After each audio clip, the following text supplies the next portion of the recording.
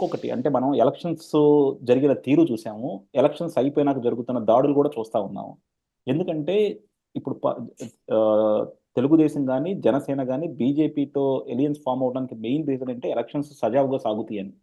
అది ఒక మెయిన్ ఎజెండాగా చెప్తారు. అంటే తర్వాత ఇంకోటి కూడా ఉందనుకోండి. ఎందుకంటే ఆల్రెడీ రాష్ట్రం నష్టాల్లో ఉంది కాబట్టి రేపొద్దున కేంద్ర ప్రభుత్వం సపోర్ట్ లేనిదే ఏమి అచీవ్ చేయలేం కాబట్టి సపోర్ట్ కావాలనుకున్నారు.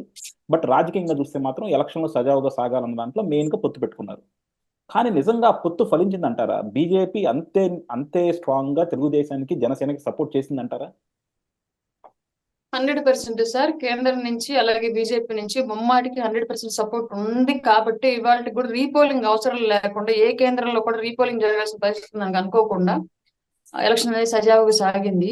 సమస్య ఎక్కడ వచ్చింది అంటే స్థానికంగా ఏ ఎలక్షన్ కమిషన్ అయినా సరే లోకల్ బాడీస్ లో ఉన్నటువంటి డిపార్ట్మెంట్ పీపుల్స్ నే వాడుకోవాలి. సో పర్టికులర్ గా ఎలక్షన్ బాడీకి సపరేట్ ఉద్యోగులు అనే వాళ్ళు లేరు. ఎలక్షన్ కమిషన్ వాడుకోవాల్సింది కేంద్రంలో ఉన్నటువంటి ఉద్యోగులు, రాష్ట్రంలో ఉన్నటువంటి ఉద్యోగులనే వాడుకోవాలి వివిధ శాఖల నుంచి. వీళ్ళల్లో వివిధ శాఖల్లో జగన్మోహన్ రెడ్డి కులం, డబ్బు, మతం అనే పిచ్చితోటి కొంతమంది ఫేవరిజం చేసేటువంటి బానిసలను తయారు చేసుకున్నాడు రాష్ట్రంలో. అట్లాంటి బానిసలు చేసినటువంటి తప్పుల వల్లే ఇవాళ మాచర్లలో కానివ్వండి, తాడిపత్రిలో కానివ్వండి జరిగిన దాడులు. కళ్యాణ్ గారు ఎప్పుడు ఫస్ట్ నుంచి చెప్తూనే ఉన్నాడు, వ్యవస్థలని నిర్వీర్యం చేస్తున్నాడు పూర్తిగా, పోలీస్ వ్యవస్థలను బానిసలుగా చేసుకున్నాడు, అడ్మినిస్ట్రేషన్ వ్యవస్థలను కూడా స్టాంపులకి పరిమితం చేశాడు, ఇలా అన్ని రకాలుగా రెవెన్యూ వ్యవస్థను కూడా వాళ్ళకి అనుకూలంగా వాడుకుంటున్నాడు అని ప్రతిదీ కళ్యాణ్ గారు చెప్తూనే ఉన్నారు. మోదీ గారు కూడా అన్నాడు, ఆంధ్రప్రదేశ్ లో అభివృద్ధి అయితే లేదు కానీ ప్రతి శాఖలో అవినీతి పెంచేశాడు జగన్మోహన్ రెడ్డి అని చెప్పేసి మోదీ గారు కూడా మాట్లాడారు. అది మోడీ గారి అది ఇదే జనరిక్ స్టేట్మెంట్ ఎలక్షన్. లేండి. ఆయన ఏ రాష్ట్రానికి వెళ్ళినా సరే అది జనరిక్ గా అక్కడ ఉన్న ప్రభుత్వం మీద వాడేదే తప్ప మోడీ గారు అయితే క్లియర్ గా జగన్మోహన్ రెడ్డిని విమర్శించలేదన్నది అయితే అందరికీ తెలిసిందేనండి. ఆయన ఎక్కడ జగన్మోహన్ రెడ్డిని క్లియర్ గా బ్లేటెంట్ గా విమర్శించాలి. మేబీ ఆ సభలో విమర్శించలేదండి. కాకపోతే మొన్న విజయవాడ ఈ ఎలక్షన్ కూడా అయిన తర్వాత జరిగినటువంటి సభల్లో అయితే ఆయన క్లియర్ గానే జగన్మోహన్ రెడ్డిని ఎండగట్టేశాడు. అందులో ఎలాంటి సందేహం లేదు. ఏదో పోల్తో బట్ మనం కొట్టారులేండి. చెప్పిన చిలుకూరు పోల్తో కొట్టారు మనం అందరినీ. చెప్పిన చిలుకూరుపేట సభలో మాత్రం ఈ వర్డ్ వాడారు. అంతకు ముందే మన రాష్ట్రంలో ఇవన్నీ అబ్జర్వ్ చేస్తున్నటువంటి కళ్యాణ్ గారు క్లియర్ గా చెప్పారు ఏ వ్యవస్థలో ఎంత రేంజ్ లో అవినీతి జరుగుతోంది, జగన్మోహన్ రెడ్డికి ఎంతవరకు బానిసత్వం చేస్తున్నారు అనేది. అది ఎలక్షన్ లో కొన్ని నియోజకవర్గాల్లో తేటతెల్లమైంది. కొన్ని చోట్ల వైసీపీకి ఓటు ప్రిసైడింగ్ ఆఫీసర్స్ చెప్పడము, కొన్ని బూతుల్లో పోలీసులు టీడీపీకి ఫేవర్ గా ఉన్నారన్న వాళ్ళని బెదిరించేసి వెనక్కి పంపడాలు, ఇట్లాంటి చాలా ఇష్యూస్ జరిగాయి.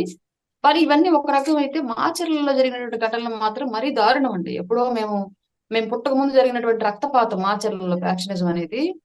అట్లా మళ్ళీ ఇప్పుడు 30 ఏళ్ల తర్వాత 33 ఏళ్ల తర్వాత మళ్ళీ ఇవాళ జగన్మోహన్ రెడ్డి గవర్నమెంట్ లో ఇవాళ ఆ జిల్లాలో ఆ ప్రాంతంలో రక్తంతో తడిసింది ఆ నేల. దీనంటే కారణం కూడా వైసీపీ అండ్ జగన్మోహన్ రెడ్డి ఒక కారణం అయితే, వ్యవస్థల్లో ఉన్నటువంటి వైసీపీ బానిసైనటువంటి ఉద్యోగులు ఒక కారణం అయ్యారు.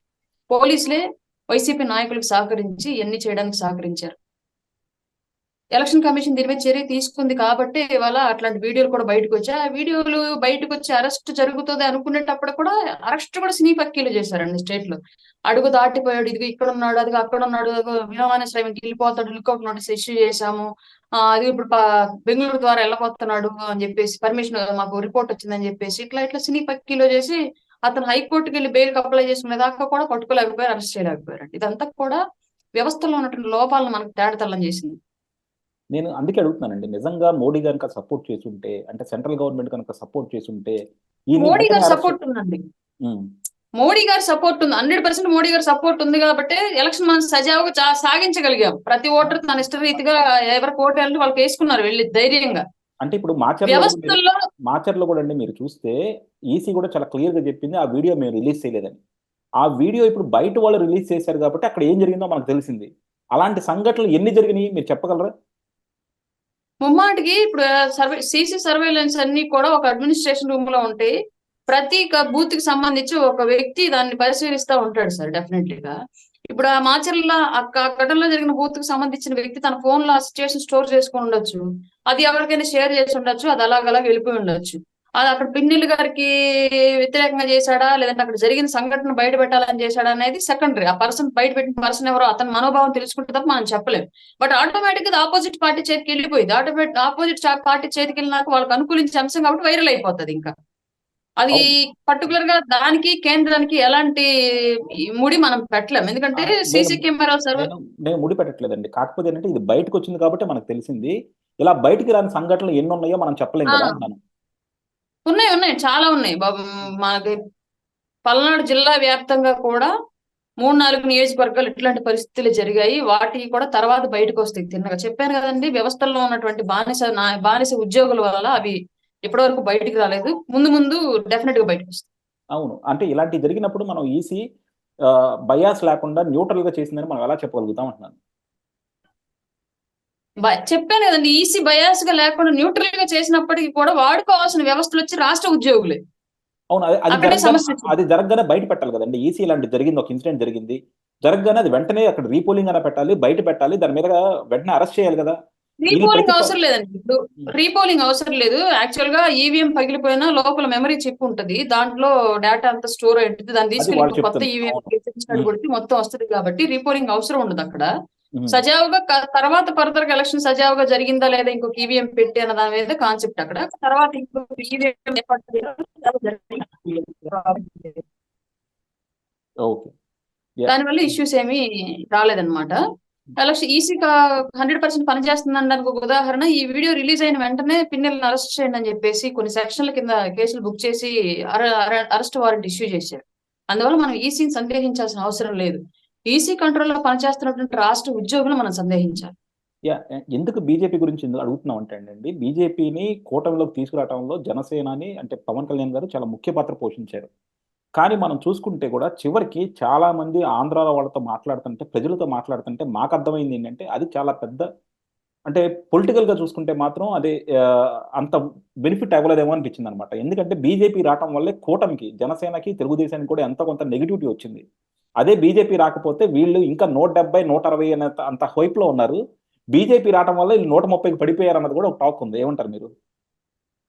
లేదు సార్, అది అబద్ధం. పూర్తిగా అది క్లియర్ గా వైసీపీ అనుకూల వర్గాలైనటువంటి మతతత్వ వ్యక్తులు తీసుకెళ్లినటువంటి నానుడు అది. బీజేపీ రావడం వల్ల నష్టం అయితే ఏమీ లేదు. క్లియర్ గా జనం ఎవరు కూడా ఆ స్థాయిలో బీజేపీ ఒక మతానికి పరిమితమైందని చెప్పేసి ఎవరు నమ్మట్ల. ఎందుకంటే అంటే ఆంధ్రాకి బీజేపీ వచ్చేసరికి బీజేపీ మతం కాదండి. ఆంధ్ర వచ్చేసరికి బీజేపీ ఏం చూస్తారంటే, బీజేపీ ఆంధ్రులకు చేసిన ప్రామిసుల్ని తలదన్నిన దానిలాగానే చూస్తారనమాట. అమరావతి క్యాపిటల్‌కి ఇస్తామన్నారు. అలాగే మనకి స్పెషల్ స్టేటస్ అన్నారు. రైల్వే జోన్ అన్నారు. ఇలా అక్కర్లేని కారణాలు చెప్పి ఆ నటిని డిలే చేయడం కనబడింది తప్ప వాళ్ళెక్కడ ఏ ప్రామిస్‌ని సిన్సియర్‌గా ఫుల్‌ఫిల్ చేయాలనుకోలా. ఎస్పెషల్లీ మనకి బీజేపీని చూస్తే ఆంధ్ర వాళ్ళకి గుర్తొచ్చేది మతతత్వ పార్టీ కదండీ. రాష్ట్రానికి ద్రోహం చేసిన పార్టీగానే గుర్తొస్తది. మీరు చెప్పిన 3 కారణాల్లో ఒక స్పెషల్ స్టాటస్ అన్నది ఒక్కటే బీజేపీ చేసినటువంటి డిలే సార్. క్లియర్ గా రైల్వే జోన్ అనేది మన మన గవర్నమెంట్ నుంచి జరిగిన తప్పే. అట్లాగే అమరావతి అనేది కూడా మన గవర్నమెంట్ నుంచి జరిగిన తప్పే. దాని ప్రజలెవరు కూడా అంత సీరియస్ గా తీసుకోవట్లేదు. అవి రెండు రేపు గవర్నమెంట్ మారితే జరుగుతాయని తెలుసు ప్రజలకు కూడా. స్పెషల్ స్టాటస్ అనేది ప్రజల్లో లేని విషయం అయిపోయింది. వాళ్ళు ఎవరు దాని గురించి మాట్లాడట్లేదు కాబట్టి అది కూడా ఓటు మీద ప్రభావం చూపించింది బీజేపీ వల్ల అని చెప్పేసి మేము అనుకోవట్లేదు. క్లియర్ గా ఒక మతానికి ఆపాదించి కుల సంఘాల్లో కొన్ని విషయాలని, మత సంఘాల్లో కొన్ని విషయాలను తీసుకురావడానికి వైసీపీ ప్రయత్నించింది క్లియర్ గా. అది కూడా ఫెయిల్ అయింది.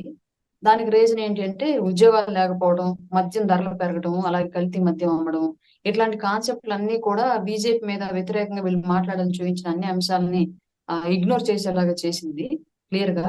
అలాగే ఇంకోటి ఏంటి అంటే బీజేపీ ఇప్పటి వరకు సపోర్ట్ చేయకపోయి అంటే స్టేట్ లో ఎలక్షన్ ఇలా జరిగి ఉండేది కాదు, వేరేలా ఉండేది. నిలబడడానికి కూడా అభ్యర్థులు కరువయ్యే పరిస్థితి ఉండేది, ధైర్యం లేక. అట్లాంటి సిచ్యువేషన్ స్టేట్ లో ఉండేది. ఎందుకంటే జగన్మోహన్ రెడ్డి అనే వ్యక్తి ఒక పొలిటీషియన్ కాదు, ఒక ఫ్యాక్షనిస్ట్. అతని బ్యాక్గ్రౌండ్ మనం చూసుకుంటే కుటుంబ సభ్యుల్ని కూడా పదవుల కోసం హత్యలు చేసుకునే పరిస్థితి ఆ కుటుంబంలో ఉంది. ఆస్తుల కోసం సొంత చెల్లెలను కూడా బయటికి గెంటేసే పరిస్థితి ఆ కుటుంబంలో ఉంది. ఇప్పటికి కూడా హంతకులను కాపాడుతున్న సిచ్యువేషన్ అతనికి ఉంది. కాబట్టి ఈ హ్యూమన్ ఎమోషన్స్, ఎథిక్స్, వాల్యూస్ అనేవి అతనికి నథింగ్. అతనికి ఫైనల్ గా పవర్, మనీ ఇవే కావాలి. కాబట్టి దాని గురించి అతను ఎంతకు దిగజారుతాడు, ఎంతకు తెగబడినా తెగబడతాడు. కాబట్టి ఎలక్షన్ ఇవాళ సజావుగా సాగింది. ప్రజలు ధైర్యంగా వెళ్ళి అర్ధరాత్రి 1 గంట వరకు వెళ్ళి నించొని ఓటేసి రాగలిగారు అంటే ఓపిక, అది క్లియర్ గా బీజేపీ నుంచి సపోర్ట్. ఓకే.